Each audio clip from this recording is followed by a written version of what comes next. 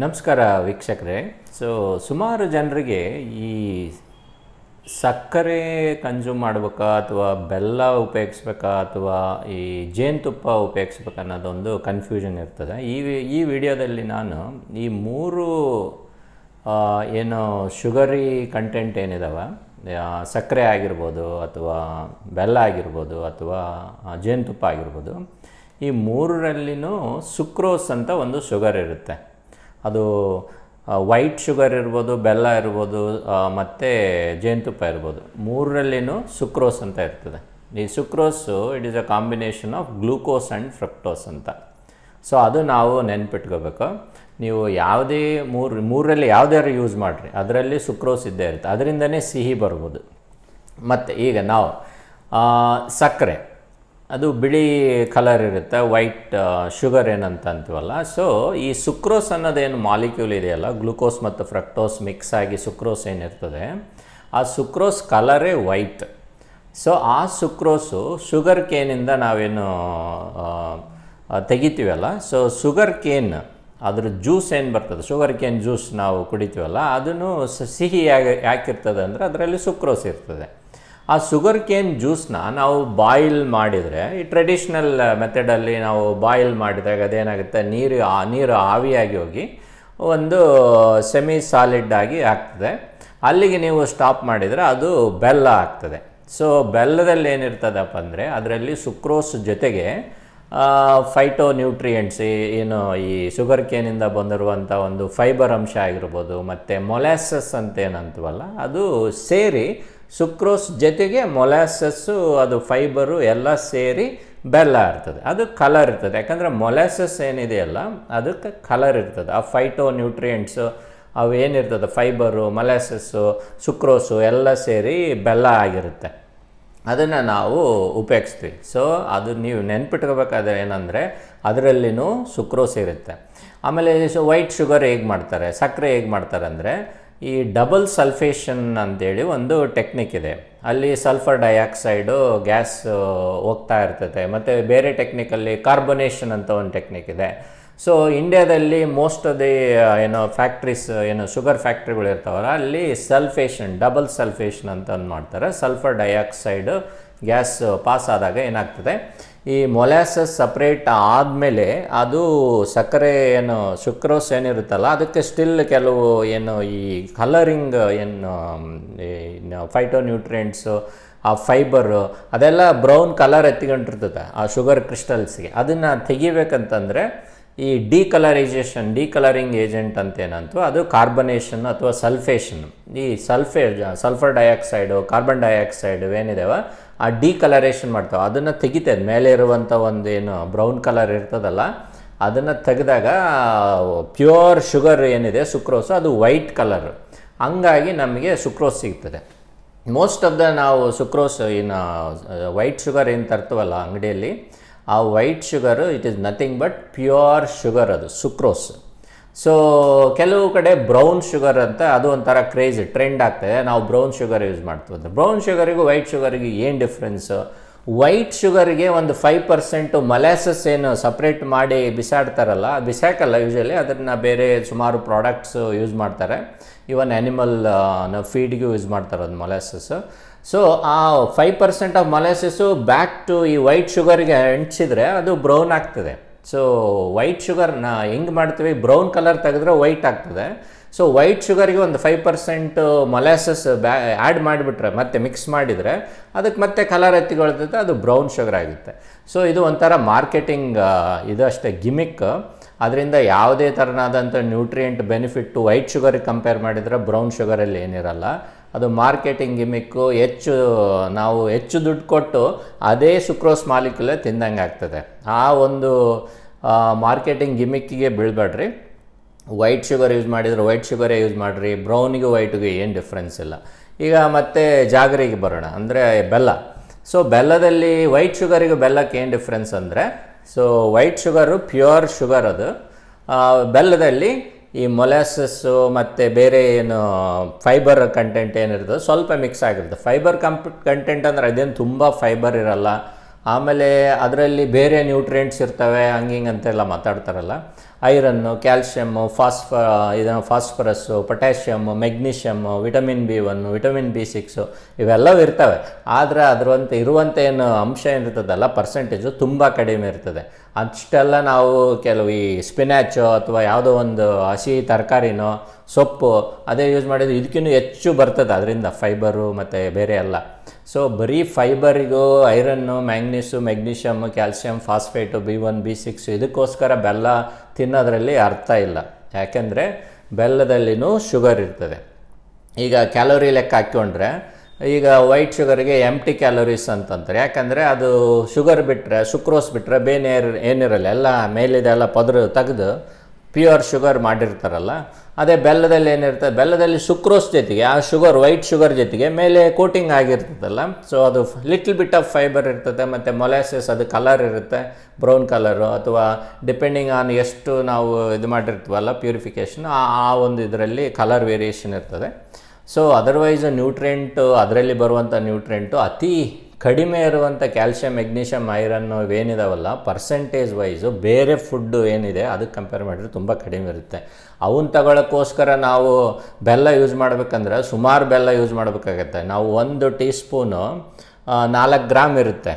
ಆ 4 gram tea ಸ್ಪೂನನ್ನು ನೀವು 100 ಗ್ರಾಮಲ್ಲಿ calcium, magnesium, phosphate ಅವೆಲ್ಲ ಲೆಕ್ಕ ಹಾಕ್ಕೊಂಡ್ರೆ 100 ಗ್ರಾಮ್ ತೊಗೊಂಡ್ರೆ ಒಂದು ಪರ್ಸೆಂಟೇಜ್, ಸ್ವಲ್ಪ ಪರ್ಸೆಂಟೇಜ್ ಸಿಗುತ್ತೆ. 100 ಗ್ರಾಮ್ ಅಂದರೆ 25 ಗ್ರಾಮು, 25 ಟೀ ಸ್ಪೂನು ಬೆಲ್ಲ ಯೂಸ್ ಮಾಡಬೇಕಾಗುತ್ತೆ.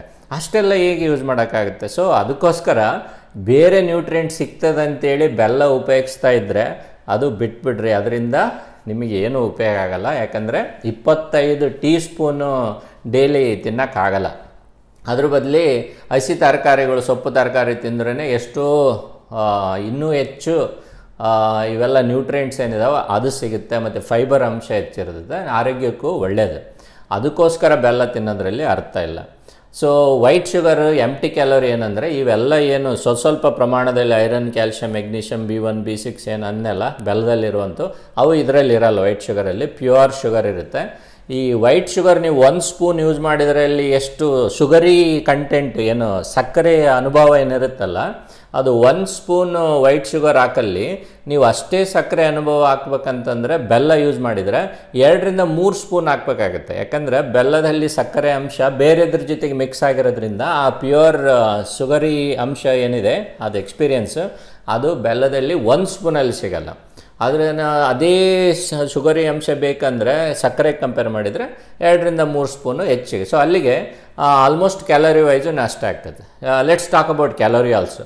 ಕ್ಯಾಲೋರೀಸ್ ಏನಪ್ಪ ಅಂತಂದರೆ 1 ಟೀ ಸ್ಪೂನಲ್ಲಿ 4 ಗ್ರಾಮ್ ಶುಗರ್ ಇರ್ತದೆ, ಅದಕ್ಕೆ 15 ಕ್ಯಾಲೋರಿ ಬರ್ತದೆ. ನೀವು 1 ಟೀ ಸ್ಪೂನ್ ಲೈಕ್ ಟೀಗೆ 1 ಸ್ಪೂನ್ ಶುಗರ್ ಹಾಕ್ಕೊಂಡಿರಿ ಅಂದ್ಕೊಳ್ರಿ, 15 ಕ್ಯಾಲೋರಿ ನೀವು ಕನ್ಸ್ಯೂಮ್ ಮಾಡಿದಂಗೆ. ಅದೇ ಥರ ನೀವು 1 ಟೀ ಸ್ಪೂನು ಬೆಲ್ಲ ಹಾಕ್ಕೊಂಡ್ರೂ 15 ಕ್ಯಾಲೋರಿನೇ ಆಗೋದದು. ನೀವು ಹನಿ ಅಂದರೆ ಏನು ಜೇನುತುಪ್ಪ ಇದೆಯಲ್ಲ ಅದು ಹಾಕ್ಕೊಂಡ್ರೂ 15 ಗ್ರಾಮ್ ಅಥವಾ ಸ್ವಲ್ಪ 15 ಕ್ಯಾಲೋರಿಗಿನ ಸ್ವಲ್ಪ ಇದಾಗಿರ್ಬೋದು. ಓಕೆ, ಅಲ್ಲಿಗೆ ನಾವು 1 teaspoon sugar, white sugar ಹಾಕ್ಕೊಂಡಲ್ಲಿ ಅದೇ ಶುಗರಿನೆಸ್ ಬರ್ಬೇಕಂತೇಳಿ 2 ರಿಂದ 3 ಬೆಲ್ಲ ಹಾಕ್ಕೊಂಡ್ರೆ ಲೆಕ್ಕ ಹಾಕ್ಕೊಳ್ರಿ, ಕ್ಯಾಲೋರಿ ವೈಸು ಬೆಲ್ಲದಿಂದನೇ ಜಾಸ್ತಿ ಬರುತ್ತೆ. ಯಾಕಂದರೆ 1 ಟೀ ಸ್ಪೂನಲ್ಲಿ ನಿಮಗೆ ಆ ಶುಗರಿ ಅಂಶ ಬಂದುಬಿಟ್ರೆ 15 ಕ್ಯಾಲೋರಿ ತೊಗೊಂಡಂಗಾಗುತ್ತೆ ವೈಟ್ ಶುಗರಲ್ಲಿ. ಅದೇ ನೀವು 2 ರಿಂದ 3 ಸ್ಪೂನು ಬೆಲ್ಲ ಅಷ್ಟು ಶುಗರಿನೆಸ್ ಬರ್ಬೇಕಂತ ಬೆಲ್ಲ ಹಾಕ್ಕೊಂಡ್ರೆ ಅಲ್ಲಿಗೆ 15 + 15 + 15 ಅಂದರೆ 30 ರಿಂದ 45 ಕ್ಯಾಲೋರಿ ಬೆಲ್ಲದಿಂದ ಬಂದಿರುತ್ತೆ. ಸೊ ಆ ಒಂದು ದಡ್ಡತನಕ್ಕೆ ಹೋಗೋದ್ರಲ್ಲಿ ಅರ್ಥ ಇಲ್ಲ. ನಿಮಗೆ ಶುಗರ್ ಲೈಕ್ ಆದರೆ ಸಾಧ್ಯವಾದಷ್ಟು ಶುಗರ್ನ ಅವಾಯ್ಡ್ ಮಾಡಬೇಕು. ಅದು ಬೆಲ್ಲದಿಂದ ಬರ್ಬೋದು, ವೈಟ್ ಶುಗರಿಂದ ಬರ್ಬೋದು, ಅಥವಾ ಈ ಜೇನುತುಪ್ಪದಿಂದ ಬರ್ಬೋದು. ಅದನ್ನು ಅವಾಯ್ಡ್ ಮಾಡೋದು ತುಂಬ ಒಳ್ಳೆಯದು. Always better to avoid.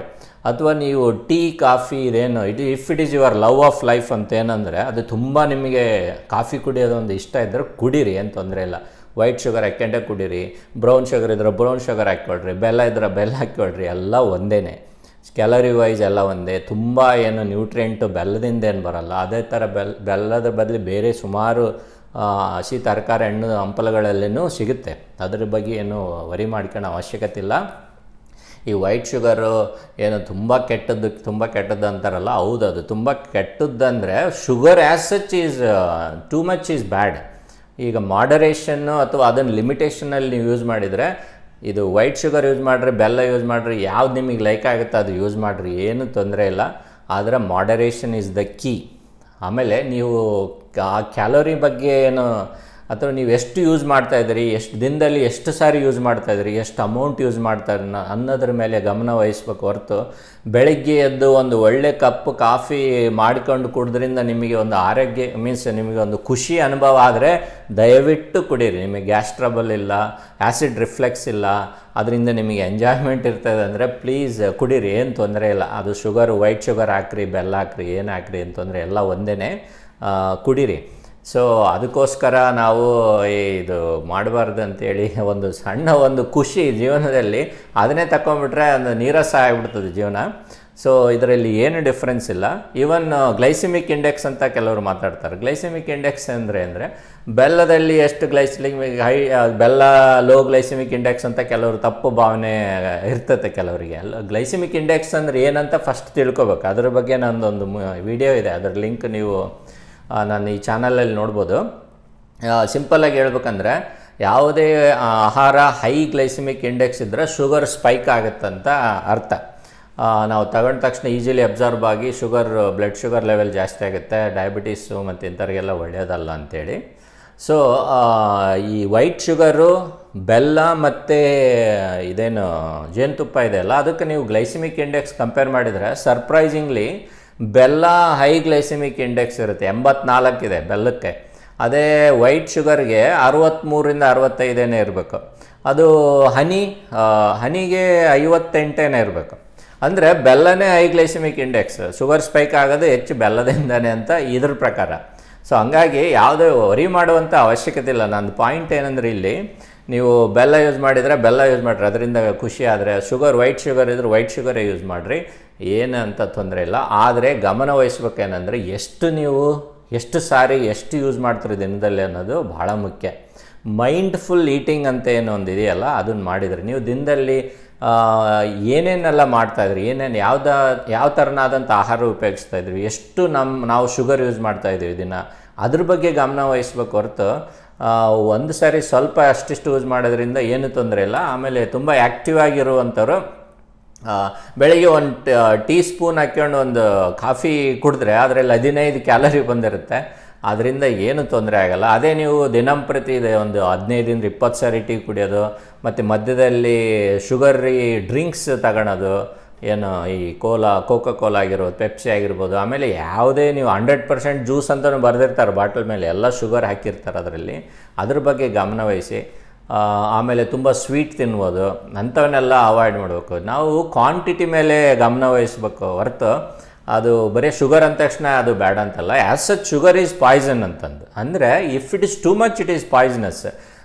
ಮೈಂಡ್ಫುಲ್ಲಾಗಿ ಎಷ್ಟು ಬೇಕೋ ಅಷ್ಟು ನೀವು ಯೂಸ್ ಮಾಡಿಕೊಂಡು daily activity means active life ಇಟ್ಕೊಂಡ್ರೆ ಏನು ತೊಂದರೆ ಇಲ್ಲ. ಸೊ ವರಿ ಮಾಡುವಂಥ ಅವಶ್ಯಕತೆ ಇಲ್ಲ, ಯೂಸ್ ಮಾಡಿ. ಸೊ ಇದು ಶುಗರ್, ವೈಟ್ ಶುಗರು, ಬೆಲ್ಲ ಮತ್ತು ಹನಿ ಆದ್ರೂ ಅದೂ ಎಂಟಿ ಕ್ಯಾಲೋರಿನೇ. ಏನು ಡಿಫ್ರೆನ್ಸ್ ಅಂತಂದರೆ ಹನಿಯಲ್ಲಿ ಜನ ಏನಂತಾರೆ, ಬೇರೆ ಬೇರೆ ಹೂವುಗಳಿಂದ ಏನು ಹನಿ ಬೀಸ್ ಏನು ಜೇನು ನೊಣಗಳು ಇರ್ತಾವಲ್ಲ ಅವು ತಂದು ಇಟ್ಟಿರ್ತದೆ ಜೇನುತುಪ್ಪ, ಅದರಲ್ಲಿ ಸುಕ್ರೋಸ್ ಬದಲಿ ಫ್ರುಕ್ಟೋಸ್ ಅಂತ ಒಂದು ಇರ್ತದೆ. ಆಮೇಲೆ ಅದರಲ್ಲಿ ಏನೇ ಅಂತ ಭರ್ಜರಿ ನ್ಯೂಟ್ರಿಯೆಂಟ್ ರಿಚ್ ಏನು ಇರೋದಿಲ್ಲ ಅದರಲ್ಲಿ, ಬೆಲ್ಲಕ್ಕಿನ್ನೂ ಕಡಿಮೆನೇ. ಸೊ ಆಲ್ಮೋಸ್ಟ್ ಎಂಟಿ ಕ್ಯಾಲರಿನೇ ಇರ್ತದೆ ಹನಿಯಲ್ಲಿ. ಸೊ ಹಂಗಾಗಿ ನಿಮಗೆ ಯಾವುದು ಅನುಕೂಲ ಆಗುತ್ತೆ ಅದನ್ನು ಯೂಸ್ ಮಾಡಿ. ಯಾವುದು ಏನು ಅಂತ ಭಯಪಟ್ಟರು ಮೀನ್ಸ್ ತುಂಬ ಕಾಳಜಿ ವಹಿಸಿ ಅದು ವೈಟ್ ಶುಗರ್ ಯೂಸ್ ಮಾಡಬಾರ್ದು ಅಥವಾ ಬ್ರೌನ್ ಶುಗರ್ ಯೂಸ್ ಮಾಡಬೇಕು, ಬೆಲ್ಲ ಯೂಸ್ ಮಾಡಬೇಕು ಅಥವಾ ಹನಿ ಯೂಸ್ ಮಾಡ್ಬೇಕಂತ ಹೆಚ್ಚು ದುಡ್ಡು ಕೊಟ್ಟು ಮಾಡುವಂಥ ಅವಶ್ಯಕತೆ ಇಲ್ಲ. ಮೈಂಡ್ಫುಲ್ಲಾಗಿರ್ರಿ, ಎಷ್ಟು ಬೇಕು ಅಷ್ಟೇ ಯೂಸ್ ಮಾಡಬೇಕು. ತುಂಬ ಮಾಡಿದರೆ ಯಾವುದೇ ಹೆಚ್ಚು ಮಾಡಿದರೆ ಅದರಿಂದ ಹಾನಿನೇ. ನೀವು ಬೆಲ್ಲನೇ ಹೆಚ್ಚು ಮಾಡಿದರೆ ಹಾನಿನೇ, ವೈಟ್ ಶುಗರ್ ಮಾಡಿದರೂ ಅಷ್ಟೇ. ನೀವು ಹನಿ ಅದು ಜೇನುತುಪ್ಪ ಹೆಚ್ಚು ಯೂಸ್ ಮಾಡಿದರೆ ಇನ್ನೂ ಹೆಚ್ಚು ದುಡ್ಡು ಕೊಟ್ಟು ಅದನ್ನು ಇದು ಮಾಡ್ಕೊಳ್ಳೋಂಗೆ ಆಗ್ತದೆ. ಸೊ ಬಿ ಮೈಂಡ್ಫುಲ್ ಈಟಿಂಗ್ ಮಾಡಿರಿ, ಎಲ್ಲ ಒಳ್ಳೆಯದಾಗ್ತದೆ. ನಮಸ್ತೆ.